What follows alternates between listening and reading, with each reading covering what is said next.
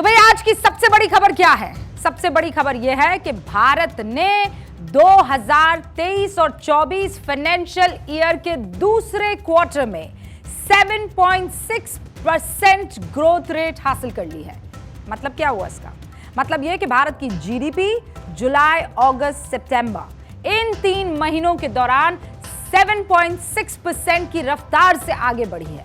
हालांकि कहने वाले ये कह सकते हैं कि फर्स्ट क्वार्टर में यानी कि अप्रैल में जून में भारत की ग्रोथ रेट क्या थी? 7.8% थी, जो थोड़ी सी घटकर 7.6% पर आ गई है।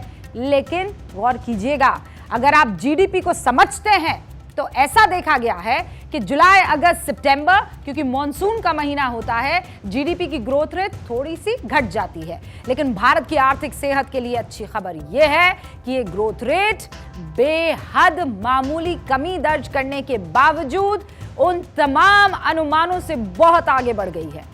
7.6% रही है। द रूबिका लियाकत शो में कई बार हमने आपको भारत की आर्थिक ताकत को लेकर जानकारी दी है। कई बार ये बातें कहने के पीछे एजेंसी देश के विकास दर का अनुमान लगाती है। जाहिर है इन 5 कैटेगरी में जो देश एकदम बेहतर नंबर लेकर आएगा, रेटिंग एजेंसी जो है उसी हिसाब से देश की इकोनॉमिक ग्रोथ को आगे रखेगी। भारतीय शेयर बाजार की रेटिंग मार्केट बाजार भार से बढ़ाकर ओवरवेट कर दी गई है। S&P ने साल 2030 तक भारत की इकोनॉमी 7.3 ट्रिलियन डॉलर होने का भी अनुमान लगा दिया है। 2023 में दिवाली से ठीक पहले 1.5 लाख से ज्यादा घरों की बिक्री क्या बताती है? सामान ज्यादा खरीदा जा रहा है क्योंकि डिमांड ज्यादा होने पर ही सप्लाई ज्यादा होती है। यानी भारत रेटिंग एजेंसियों को 5 पैमाने पर एकदम बेहतर प्रदर्शन करता हुआ दिख रहा है। दुनिया की तमाम जीडीपी रेटिंग एजेंसियां लगातार भारत के विकास दर के अनुमान को और बेहतर करती जा रही है। और ये कोई एक दिन की बात नहीं है जो आपके सामने रखी गई है। द रूबिका लियाकत शो में हम बार बार हमारे बढ़ती ताकत और जीडीपी, इकोनॉमिक ग्रोथ की खबरें बताते रहे। ये बातें कहने के पीछे कोई अंधविश्वास नहीं था, अंधभक्ति नहीं थी, बल्कि आंकड़ों का भरोसा था, जिसका नतीजा आपके सामने है। अमूमन टीवी चैनल्स पर, टीवी स्क्रीन पर आप आर्थिक मोर्चे की बातें ना के बराबर ही सुनते हैं। ये ऑप्शन हमारे पास भी था कि हम इन आंकड़ों को आपको नहीं बताते, क्योंकि डेटा कई बार जो है बोर कर देता है, बहुत बोझिल होते हैं आंकड़े, ऐसा कहा जाता है। जब बात डेटा की करते हैं तो थोड़े उबाऊ होते हैं, थोड़े थकाऊ होते हैं। आपको कई बार आंकड़े समझ में आते हैं, कई बार नहीं भी समझ में आते हैं। लेकिन हमने इन चिंताओं और चैलेंजेस को स्वीकार करते हुए आप तक वो तमाम आंकड़े पहुंचाए जो ये चीख चीख कर कह रहे थे कि भारत की जीडीपी ग्रोथ दुनिया में सबसे तेज और पुख्ता रहने वाली है। और देखिए आंकड़े आए। दुनिया की 5 सबसे बड़ी इकोनॉमी वाले देश में भारत की ग्रोथ सबसे तेज है। 2023-24 के फाइनेंशियल ईयर के दूसरे क्वार्टर में आप देखिए भारत की जीडीपी 7.6% की रफ्तार से सबसे टॉप पर अभी दिखाई दे रही है, यानी जो रफ्तार इस क्वार्टर में रही है। दूसरे नंबर पर अमेरिका है जिसकी रफ्तार 5.2% रही है। तीसरे पर चीन है 4.9%, जर्मनी -0.4 और जापान -2.1% यहां पर आपको नजर आ रही है।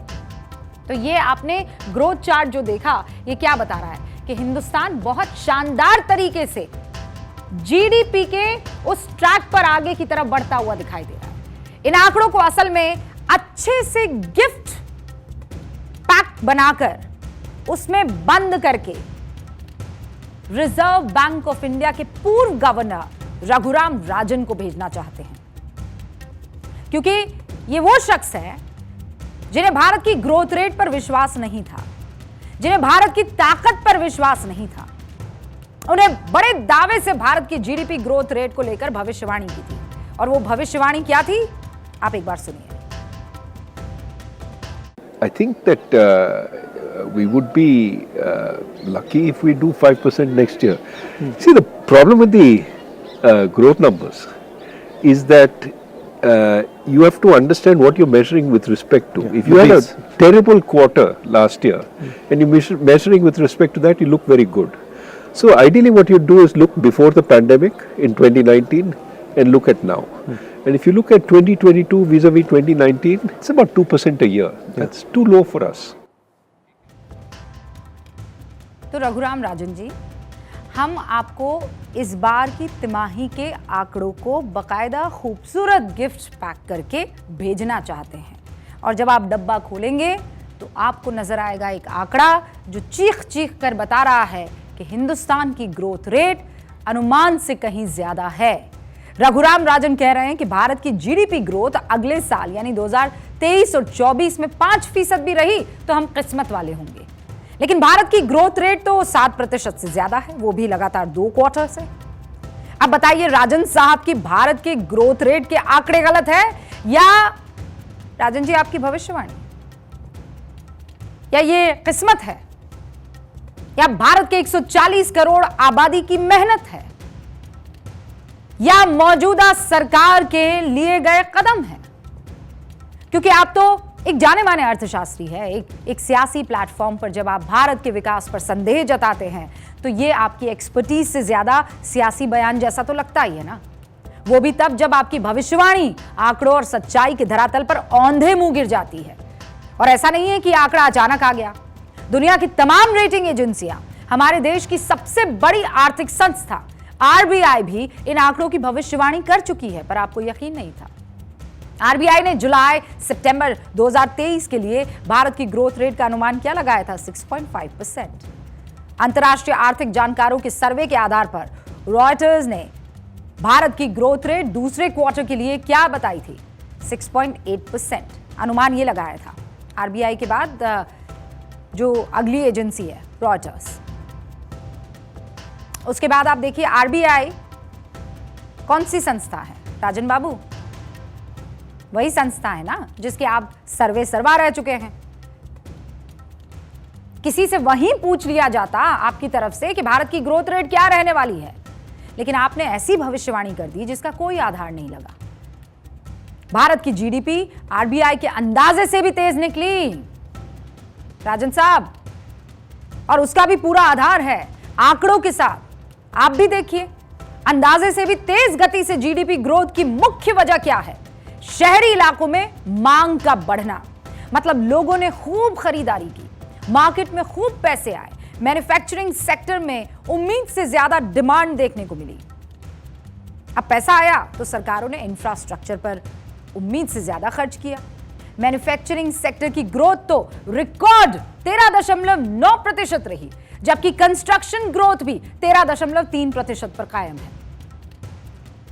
माइनिंग सेक्टर की ग्रोथ रेट देखिए 10% है। फिर आप सर्विस सेक्टर की ग्रोथ रेट पर आइए 6%। रोजमर्रा की जरूरत की जो चीजें होती है, यूटिलिटीज जिसे कहते हैं, 10% रही है।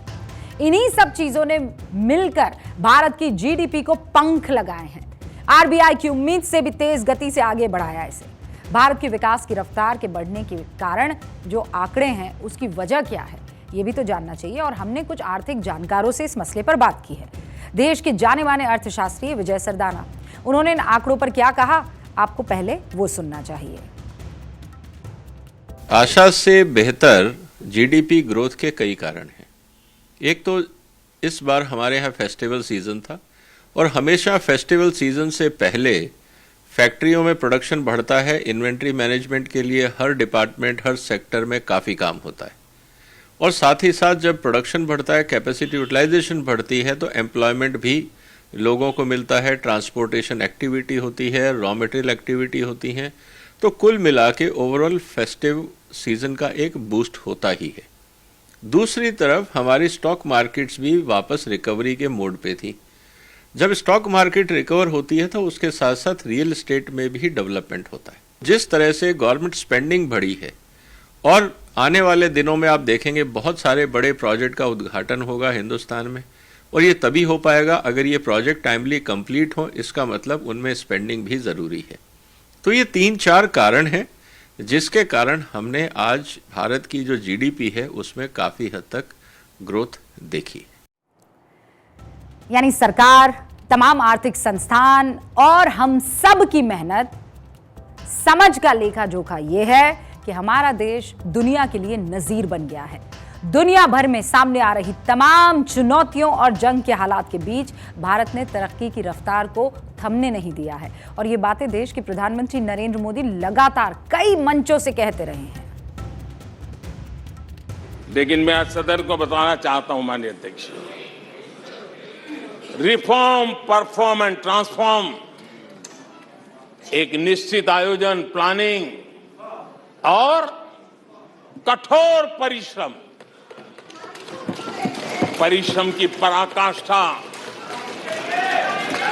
और इसी की वजह से आज देश इस मुकाम पर पहुंचा है। भारत असल में दुनिया के लिए ग्रोथ इंजन बनने का काम कर रहा है, क्योंकि जब भारत की तरक्की की रफ्तार तेज गति से हुई तो दुनिया के तमाम देश जिनका निवेश भारत में है, जो भारत से एक्सपोर्ट और इंपोर्ट करते हैं, उन सब पर असर पड़ा। और वैसे भी आप जानते हैं जमाना ग्लोबल इकोनॉमी का है, हर देश की तरक्की से उससे जुड़े कई देशों की तरक्की आपस में कनेक्टेड है। तो गर्व कीजिए भारत की तरक्की पर और इग्नोर कीजिए ऐसे भविष्य वक्ताओं को जो बगैर आधार के, बगैर डेटा के भारत की क्षमताओं पर सवाल उठाते हैं, क्योंकि देश की तरक्की किसी सरकार और किसी एक व्यक्ति से जुड़ी नहीं होती है। हाँ, एक व्यक्ति या सरकार उसकी दशा और दिशा जरूर तय करता है, जो आज के आंकड़ों के हिसाब से बेहद बेहतर रास्ते पर नजर आ रही है। और इसीलिए इन आंकड़ों को आपको आत्मसात करना होगा। आंकड़ों से भागिए मत, क्योंकि ये आपके और हमारे भविष्य का दर्पण है।